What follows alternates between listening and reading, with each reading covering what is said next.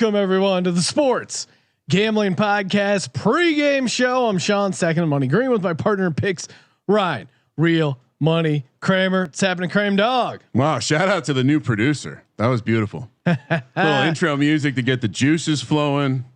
Let us know it's time. Julie K saying, "I feel like I'm waiting for Metallica to come on stage. Enter Sandman." That's what it used to feel like in the hallowed grounds of Lanes Stadium in beautiful Blacksburg, Virginia. Yeah, no, I mean, let's go. Let's fucking go. Cause I'm leading off with a lock, Sean. Oh, okay. Not like last weekend where I had everything backloaded to Sunday. We're leading off. Go Pack, go. I'm repping the beautiful Brat Stop. Yes, shout out to the Brat Stop, Kenosha, Wisconsin. I don't know if you can see the shirt. My kids love it. It says, ask me about my wiener. So ask it me is about. Weird that your kids like that. They think it's funny. Ask me about my wiener, and you can ask us about our wiener, Sean, directly on the Locker Room app. Download the Locker Room app. We got a link on our website, sportsgamblingpodcast.com. And we're taking your calls. What you want to know? Player props, fantasy, DFS, betting, picks, parlays, whatever you guys are getting into. We'll give out some first touchdown, player prop stuff we like. And yeah, what do we already have a caller? Kramer? We already have a caller. The host of the Soccer Gambling Podcast, the EPL show, Das Bundesliga show, the Champions League show, and for some god awful reason, a Packers fan, Mr. Billy Bahate. Well, Billy, congratulations, 200th episode of the EPL show, or and Soccer Gambling show. Now it was formerly EPL show, but make sure you get the Soccer Gambling Podcast wherever you get your feeds. And congrats on your Packers having a first round bye. How do you feel about the Packers today? I felt good all the way up until about 5 minutes ago, and yeah, now I'm starting to feel it. I did I did something that you guys will not agree with. I made a futures hedge. I made a futures hedge just now because I have a lot riding on them winning the NFC. I also caught them at -6 today. Oh, nice, good price. I also just made a small hedge to get some of my stakes back if I don't end up winning the future. So I just took Rams on the money line just to make sure that I don't end up losing that future. But I think I think the 6 will be all right because I think if whoever wins, if Packers win this game, they'll end up covering. I don't think it will be close. It'll either be us pulling away and they just can't overcome the conditions and they have too many injuries and Goff's just Goff, or they end up finding a way to stop us and winning. Well, I mean, I am 110%. I know we spoke earlier. Billy did a little pregame locker room hang about the EPL earlier, and we were talking about how. Billy reflected that it sounded like we were both kind of on the Rams a little bit, at least making the case for why the Rams could be feisty today. At the end of the day, though, I'm locking this up because Jared Goff is taking his half injured hand to the cold ass Lambeau Field, and he's playing Aaron Rodgers. I know we said the same thing about Russ Wilson last week. Well, and especially though with the spread being now 7. When we picked it at 6.5, I like Green Bay 6.5. I bet it at 6.5. Didn't realize you could get a 6 out there. So kudos to Billy for finding that. It's 7 everywhere over here in America.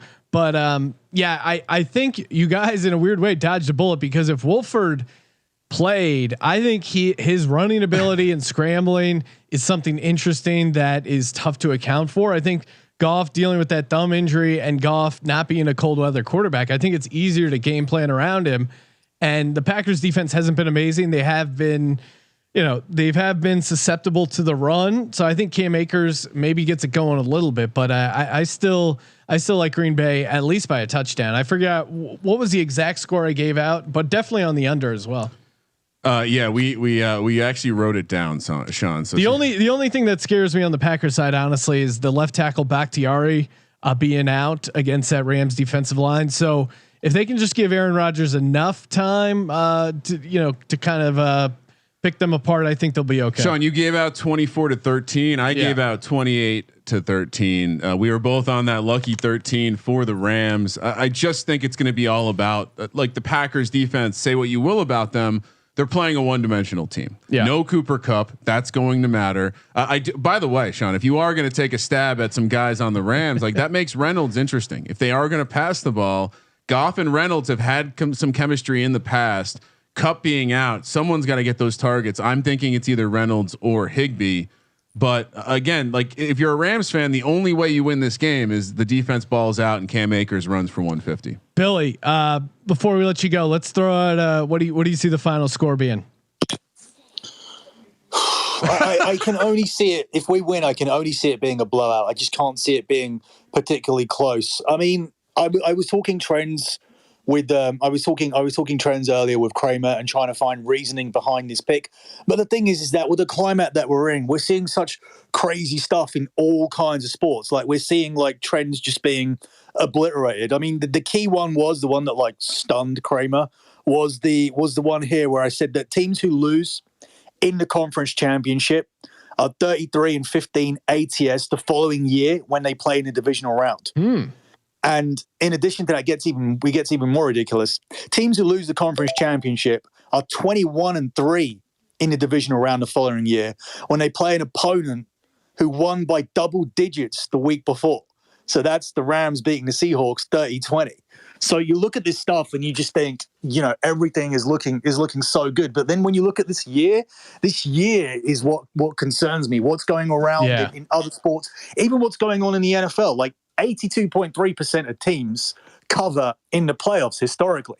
And so far over the last 4 years, it's been 38-4. So the winning teams are 38-4 ATS. You don't have to worry about your teams winning and not covering. Obviously, that gets really interesting when you're looking at a line like the Chiefs covering 10 tomorrow, because that can be scary. But generally, it's 38-4. It doesn't matter what the line is. The spread is dead. The team wins and covers. And it's such an odd year because last week, even though we've only had that happen 4 times in 4 years, 2 teams lost and covered. Yeah. And a lot of people got stung by that. I got stung by both of those. I got backdoored by the Bills and by the Washington Redskins, which we're not supposed to call them anymore, but hey.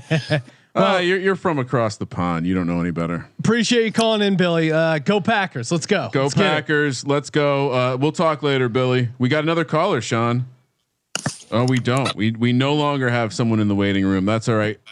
By the way, if nothing else, phone lines are open. Hop in on the Locker Room app. We're going to start giving out some player props we like. I was going to say, if nothing else, give Billy a follow just to see what his picture looks like over on Locker Room. So, I mean, you want to get into some props for the early game? Yeah. Of course, Sean, we are going to be back live on Better View Live later for a little watch party. Maybe explain that while I'm pulling up my props here. Yeah. 8 o'clock East, 5 o'clock Pacific, kind of a pregame show and a first half gambling simulcast with the Bills Ravens. We'll be doing a little live broadcast there. All you got to do is go to betterviewlive.com, hit join demo. And we'll be talking about that game, breaking it down. Save most of the props, I think, for that game when we get into that. But there's definitely some that are jumping out at me. Sean, real quick, you can also just go to sgpwatchparty.com. There you go, and you will end up there. We are going to be giving out tons of live action there. As far as the props, Sean, I interrupted. Yep, Goff under 213.5 passing yards. I'm going all in on Goff not being able to throw the ball. I mean even 208.5. No, 213.5. Oh, okay. 213.5. Sorry, I was looking at the sheet I have. Anything above 200. Where are they making this line from? Yeah, and even last week, which was like best case scenario for their offense against Seattle, he only threw for 155.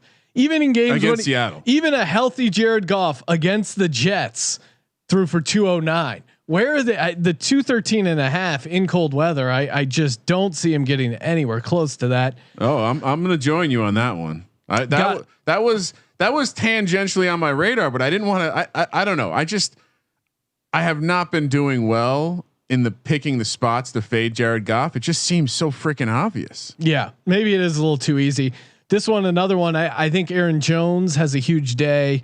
Get him out, I think, in the Millie Maker lineup. Talked to him about him a bunch in the FFPC, Ryan. And we have to fill out our bonus divisional FFPC lineup. But I like Aaron Jones over 3.5 receptions. Should we just start the juice is pretty heavy, but yes. Should I just start the lineup with Aaron Jones then? We'll construct it over the course. And by the way, there are still teams available in the FFPC divisional challenge. So maybe I can drop a link over in the chat because there's a $200 version, $35 version. You can get the link over at our website, sportsgamblingpodcast.com.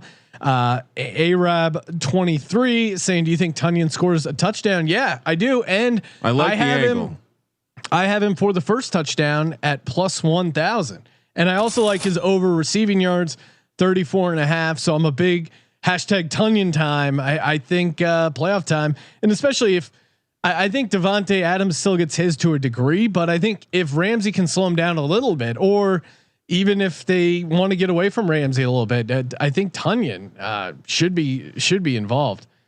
And I don't mind I don't know if we discussed this with John, but I don't mind the mini stack of Tunyon and Aaron Jones doing a little running back tight end correlation.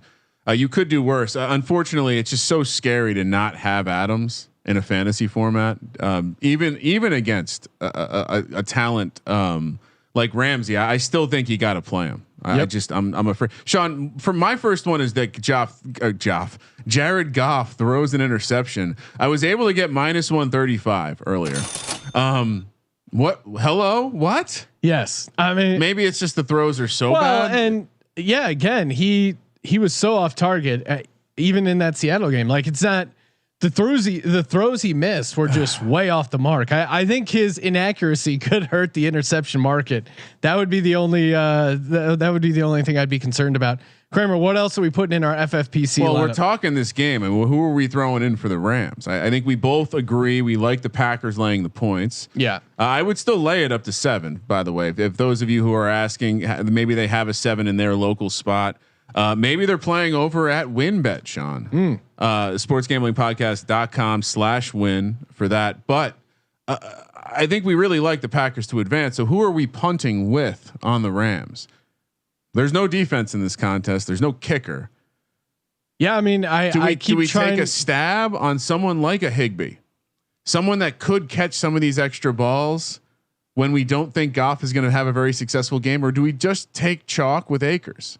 Because if we're wrong with Akers, that could be a problem. And I think we both think there's going to be a blowout, and you kind of play Akers if you like them to win the game. But if you like them to be passed coming from behind, you think Higbee is the guy of those two tight ends? I don't know. I think it's probably Akers. I'm let's just play Akers. I'd rather get contrarian with some of the other stuff, the other games. To me, that's a little bit more interesting. It's probably the safest play we can make. All right. What else do you like for this game? Should we do first touchdown? Yeah, I did. I gave out Tunyon at plus 1,000. Yeah, sorry. My first touchdown for the first game. I think if you're not going to play Jones or Adams, you just got to be weird. And we've seen Rodgers throw the ball to both Lazard and MVS. MVS just gets the targets. I'm going to give him out. I got it earlier. It was 15-1. I just think I'm going to take a stab because we're going to watch the first touchdown and we're going to be like, God damn it. It's always the obvious guys. All right. What are we doing? Rest of the FFPC lineup, Brian? We have some questions in the locker room chat.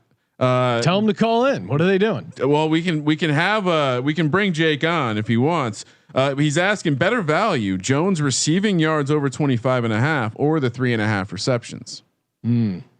I guess I would go, and I gave out the 3.5 receptions. That's crazy juice. I think it's like minus 170. So if you can get better juice on the receiving yards, maybe do that. I mean, certainly him breaking a little bit of a screen pass isn't crazy. He may get that in one catch. Joseph Ames on YouTube wants to know: do we like Devontae Adams to go over 80 yards and Green Bay wins for plus 105? Boy, I mean, the fact that you can get that to plus odds just with Adams going over 80. I guess that's around his total. I guess it's a 2-team parlay. It just feels so correlated. Yeah. It's not the worst way to play it.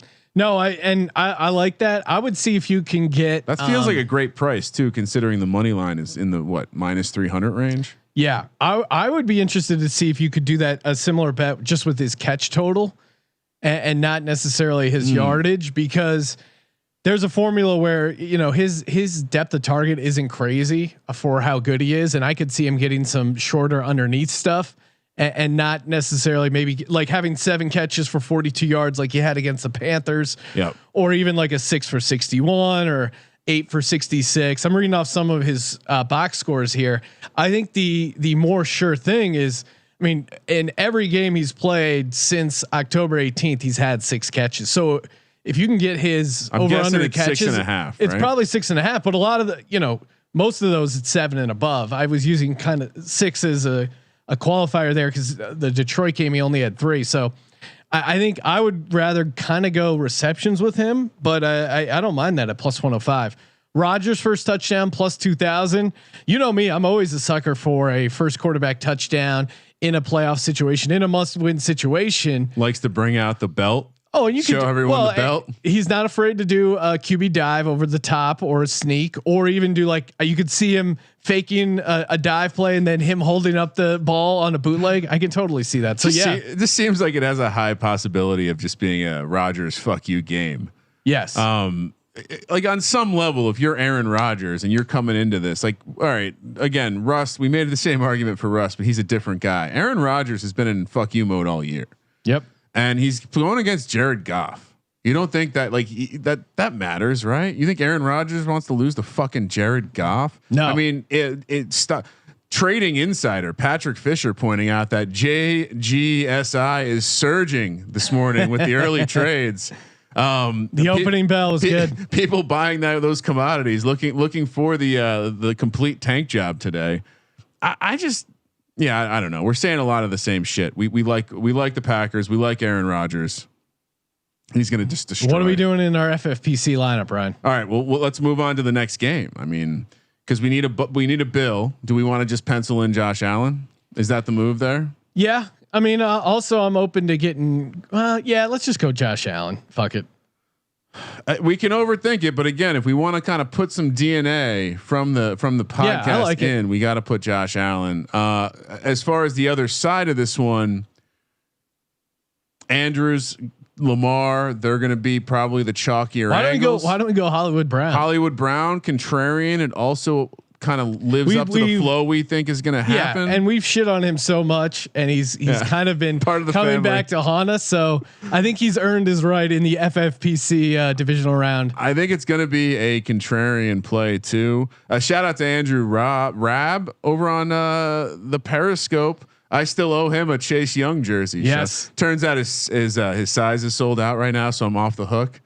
Investing that money, making a little money on the money. Anytime TD parlay, Aaron Jones, Antonio Williams, Antonio Brown, Kareem Hunt. Hashtag Legends only. 1775. I mean, the Aaron Jones one. Okay. You're probably not getting a great price on this parlay, but I like the degen nature of it. Yeah. Here's the thing though. I think the Antonio Williams anytime touchdown, I'd love to know what that is on its own, because I think that is the longest of these. And I like the Antonio Williams anytime touchdown. I just think if you're parlaying these, maybe leave that one out and just bet that one separately. I'd want to know what his anytime touchdown price is separately, because I think he's plus 500 alone.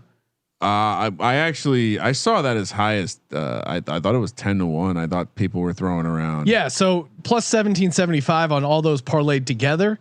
That to me, I don't think you're getting the best price. And I would imagine the Antonio Williams price has dropped heavily. Yeah. So since Bill's insider Adam Pelletier came on the Sports Gambling Podcast and dropped that. Yeah. Nugget. So he's getting plus 1050. He says for Antonio Williams anytime touchdown. I would just bet that alone. Yeah. And then if you really want to do that anytime TD parlay, just do it with Jones, Brown, and Hunt.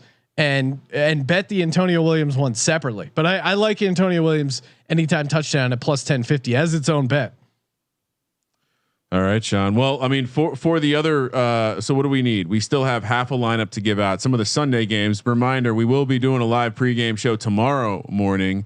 I think the game starts at like noon or something, right? So we'll be coming on 30 minutes before kickoff. I think they moved it to like the conference championship schedule a week early.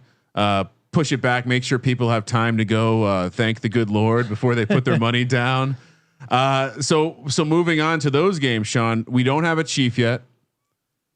Do we obvious chalk will be Kelsey. Yeah, I still like going Tyreek Hill. So Hill makes us different. I don't mind that play. We are still needing a tight end. Let's not forget that. Should we pencil in Jared Cook?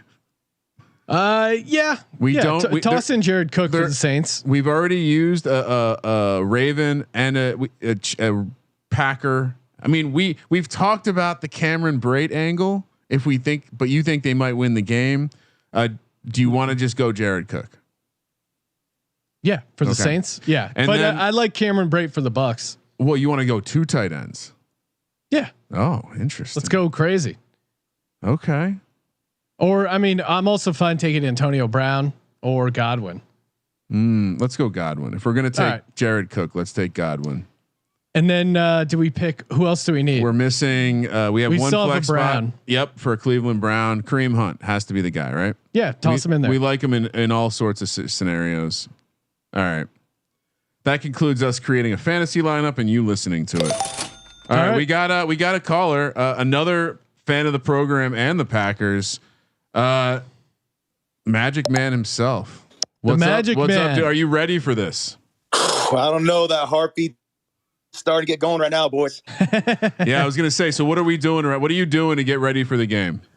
Oh, I've already been about 4 shots deep. I've got the Jameson out in case it goes a little sideways on us, but I feel good about it. I loaded up on every Jared Goff under 19 and a half completions under, the yards under, TDs under. I just don't see Jared Goff having a huge game. Now, maybe there's a world where Akers, they pound the rock and the defense creates some turnovers and they somehow pull this off. But I just don't see him coming in and throwing all over the place. He's going to be wearing long sleeves, and that is just a tell that he doesn't want any part of that game. Your defense get 1 or 2 shots on Goff, he'll freeze up like an icicle. He doesn't. Really, he's a California guy. He doesn't want any part of Lambeau. It's really not a good look. No, he's going down. Not, and I agree with you guys. Yeah, we don't need to talk you into it. Like it's one of those. The only way he gets going is if it becomes where they get far behind and he has no choice but to start slinging it around. Yeah, maybe there's some garbage time stuff they get, and that's how the yards get there. But I think it's going to be a somewhat competitive game. And yeah, I gave out 24-13. It'll be kind of ugly-ish, but the Packers will make enough plays to win and cover the spread. What do you got? Well, I was going to say real quick, Matthew Sadler over on the YouTube chat is throwing out St. Brown first TD 50-1. That feels crazy, but Magic Man in Packers what's the insider angle here? Who's the DGen we're not looking at? Who's the guy who's going to have the big play? See, for me, I'm going MVS. I think that they're going to want to open it up early. I think they're going to try to catch them off guard, kind of get them on their heels a little bit, and they're going to start bombing it. I think he wants to get that early hit. Rodgers wants to show everybody what he's capable of and get going. I'm with you. I got the MVS first touchdown in pocket. I wonder what the anytime is, Sean, because that I do like that angle. Like they're going to have to take some shots to other guys. I think Devontae. I think the other angle here is people are assuming like Jalen Ramsey's a great player, but Devontae Adams is also a great player. So it's one thing to see Jalen Ramsey shut down a DK Metcalf, younger dude in the league, hasn't been doing it year in, year out. And quite frankly, didn't even do it for a full season this year. Sean, I know you like his abs. Devontae Adams has been doing it every year. Devontae Adams has been the dude. I mean, I would say Jalen Ramsey has a bad matchup guard in Devontae Adams versus, vice versa. So is there value? Then it like we coming back to those props, should we reevaluate and just say fuck it and take the over on Devontae Adams because they're a little low. Oh, maybe not. I'm seeing a 6.5 with -155 for the. I mean, I think he gets to 7 catches. Now, do you want to lay that juice at -150? I like a couple of the other props better. I'll take the 78 in the yardage. Anyway, right, any other angles you like, Magic Man? I'd feel real good if you put that Jordy Nelson jersey on before the game got going. All right, I'll do that before we cut the live stream. MVS anytime touchdown, Sean, plus 300. Wow. So maybe that's the approach there. You take the angle that someone else is going to have to do it for whatever reason, even though MVS seems to drop Aaron's balls on the field. Maybe he has a good grip off the field, and that's why he's getting the favorite treatment. Maybe it's not Tunyons of Funyon. What else we want to talk about, Sean? Well, what's your final score, Magic Man? I'm going 31-14. I think the Rams are going to get something late. I think we jump out early. I think our first half team total is going to be gold because we're going to come out slinging real quick, in my opinion. So that's my biggest bet is first half team total on it. All right. Well, I really like that angle. I'm seeing you can still get some juiced up 13.5. Ooh. That's a fun way to play it. So Alex Jansen has a fun question in the YouTube chat. My girlfriend's favorite players are Teddy Bridgewater and Frank Gore. Who should she root for in the playoffs with similar physical features? Oh wow. Okay. So Frank Gore is a tough guy to match. Let me understand. So you must be a grizzled dude, maybe not the fittest, but you probably know how to hammer at home. Do you have like a big frame? And Frank You're Gore. good around the goal line. Yeah, he's one of those guys who. All right, Magic Man. Good luck today, man. Like we'll be checking in on you. Make sure everything's all right. Thank you, boys. I'll catch you guys at the next one. All right, later, Magic Man. Yeah, I guess for Teddy Bridgewater. Oh man, I don't know. Maybe you go Josh Allen because he moves around. Yeah, I guess Josh Allen comp physically. I'm struggling here. Frank Gore. I'm trying to think of like a bruising back that's still remaining. Frank Gore, you got to compare to like some of the concrete used to make the stadium. Yeah, like I don't, a pillar or like like Lambeau, like some old ass like concrete benches. To me, Teddy Bridgewater, I think the comp is probably Jared Goff, little doughy, and not the most mobile guy, but can run when he needs to. But Teddy Bridgewater covers spreads, That's and true. He's great at finding the back door. That's true. Jared, that's not really Jared Goff. So Kramer has breaking news. He's got the Jordy jersey on. Kramer, I think that we're wrapping up here. Did you give out your first touchdown? Yes, it's going to be MVS, baby. Okay. It's been the whole narrative. I'm all in. So if things are normal, like last weekend, MVS will get suspended or ejected from this game. We do have one more caller. Sean, do we have time? Put him on. All right. I mean, at this point, super fan, because he's attended all the locker room pre-games. Mr. Jong, what are you betting on today, sir? How you doing, boys? What's happening? I got one prop, Valdez Scantling over 27.5 receiving yards. It's juiced at -143. Maybe you can do the prop builder there, but Valdez Scantling hasn't had lower than 53 since November. So I'm taking the over 27. Yeah. And he can get that in one play. And those are always fun prop bets to have. A guy who can, his catches are 2.5, Sean, plus 140 on the over. Yeah. MVS having a huge game.